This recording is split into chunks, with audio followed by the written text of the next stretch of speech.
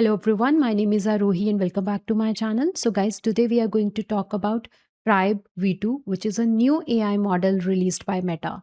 Tribe stands for Tri-Modal Brain Encoder. And this model can predict how the human brain would react to images, videos, sounds, and language. So let's try to understand what does Tribe V2 actually do.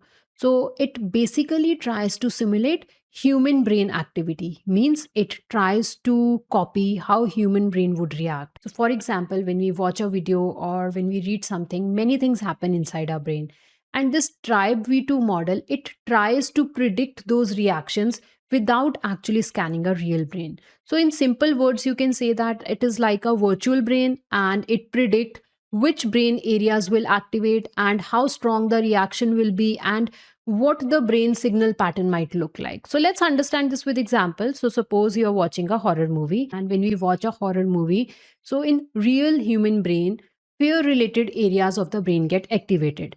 And Tribe V2 model will simulate this response, will copy this response by predicting, okay, that these are the brain regions that shows increased activity when person watch something scary. So Tribe V2 works like a virtual brain, and it is trained to behave and respond like a human brain. So this is their website. So let me just scroll a little and see. So this is the architecture of Tribe V2. Let's go through this architecture and try to understand how this model predicts brain activity. So it is a three-stage architecture. You can see this is the first stage, this is the second stage, and this is the third stage. Means this model works in three main parts, three main steps to predict the brain activity. So let's try to understand this. So the stage one is tri-modal encoding. What does tri mean in Tribe V2? So tri means tri-modal.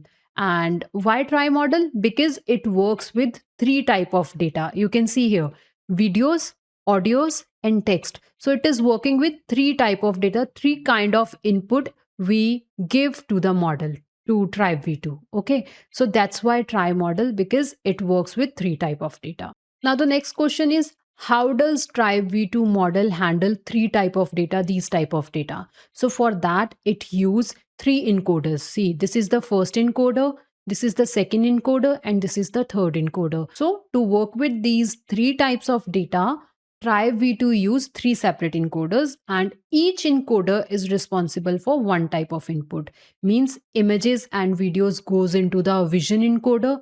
This is the vision encoder. Images and videos goes into the vision encoder. Audio or speech goes into the audio encoder, and text or language goes into the language encoder. This is a vision encoder, audio encoder, and language encoder. And the job of each encoder is to convert the data into numbers, means to convert the data into features, because we know that AI models understand data only in the form of numbers. So we need something which can prepare the data in the format which model accepts. So these encoders will take the input, and then it will work on it, and it will produce the embedding, and this will produce a embedding vector, this will also produce an embedding vector, and this will also produce an embedding vector. Embedding vector means a set of numbers. But guys, the important thing is Tribe V2 does not train these encoders from scratch. So they are using pre-trained base models over here. So you can see here that for videos and images, they are using which model? V-JEPA model. So which is already a model, which is a pre-trained model. They are just using that model as a encoder over here. In the same way, for handling the audio, they are using a pre-trained model, wave to vec, and that model is working as an encoder. And to handle the language, to handle the text, they are using a LLM LLaMA 3.2. So these all are pre-trained models. They are not training the encoders from scratch. And what does these all encoders do? So for example, let's talk about this language encoder where they are using a LLaMA 3.2 LLM. So what it does, it basically tries to understand the meaning, context, and sequence of the words. It tried to capture the relationship between the words in the sentence. So the output of this language encoder will be a text embedding. And text embedding simply means numerical representation of text. In the same way, if you talk about this vision encoder, what is happening here? Over here, this encoder will try to learn the visual information. For example, it will learn about objects, scenes, motions in the video, and then it will try to convert the visual input into the meaningful features. And the output of vision encoder will be visual embeddings. And in the same way, the output of the audio encoder will be audio embeddings. So, like this, you will get three embeddings from here. The format of all those embeddings will be same. So, in short, you can say that each encoder is converting the input into the numerical features because AI model can understand numbers only. So, guys, right now we discussed about this part. This part of the image belongs to this part. Now, let's talk about the second part, which is this transformer model. So in stage 2, the features from all the encoders are merged together and a transformer model is getting used over here. And guys, if you want to understand what is transformer, how it works, then I have a detailed playlist on transformer. You can check that playlist. Link is mentioned in description section. So in stage 2, by combining all types of data together, the model can understand everything at the same time. Means it can understand what it sees, it can understand what it hears and what it reads. So in stage 2, transformer is not only combining the features from all the three encoders, but it is also learning about the relationship between them and it creates a unified understanding. So the output of the transformer block will become the input to the next block, which is stage 3. Now let's understand what is stage 3, what is happening in this stage. What is the output of this transformer block? The output is combined features, right? Or you can say a universal representation that becomes the input to this part, this third stage over here. And in this third stage, model will predict the brain activity. So for example, in Tribe V2 paper, they showed a movie clip to humans and to Tribe V2, and then they compared the response of real brain and then the predicted response. You can see over here. So this is the real brain response and this is the predicted brain response. And on this side you can expand the demo. Here you can see different demos. See, these are the different demos. Just click on any video. So let's say you clicked on this video.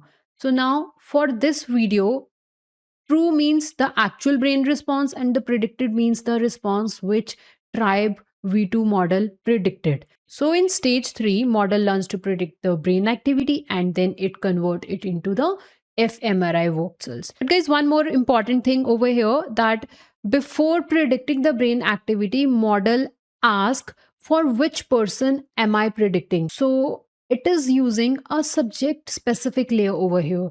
Now let's understand what is this subject specific layer and why it is getting used. Okay, let's understand that. So different people have slightly different brains. That means that response pattern will be different for different people, right? So for this, Tribe V2 model use a subject layer.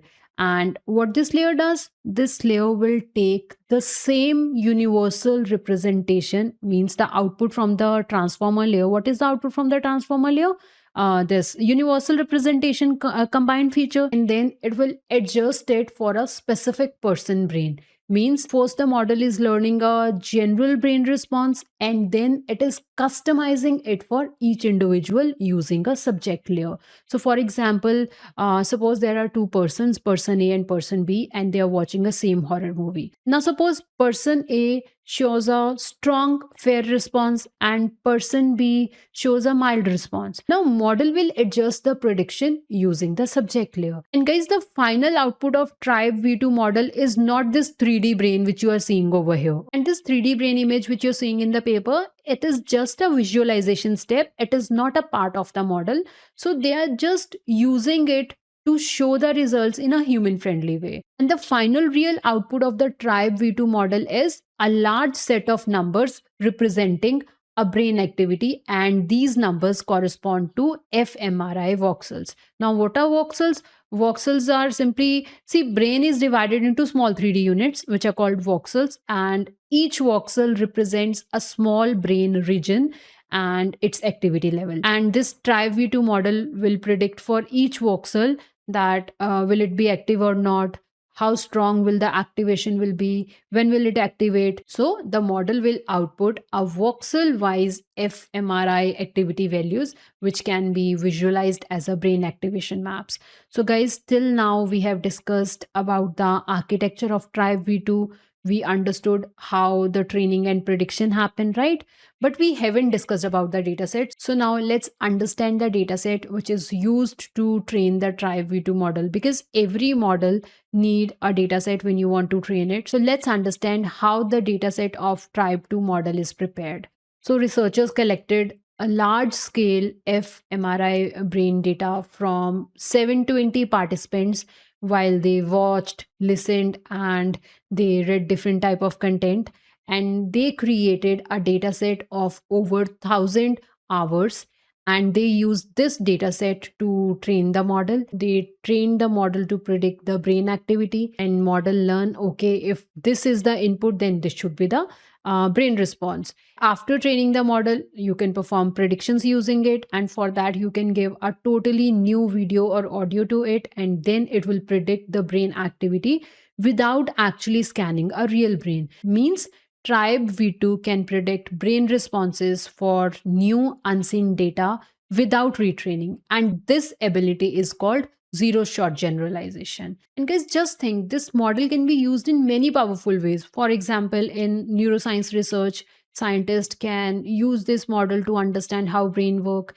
and then using this model brain disorders studies can be done, memory loss conditions can be studied, and then we can build more human like AI softwares using it, and researchers can run experiments without scanning real human every time. So, Tribe V2 is not just another AI model, it is a step towards understanding the human brain using AI. And guys, if you want me to make a tutorial on how to run this model, then let me know in comment section. So that's it for today, guys, and if you found this video helpful, then please don't forget to like, share and subscribe. Thank you for watching.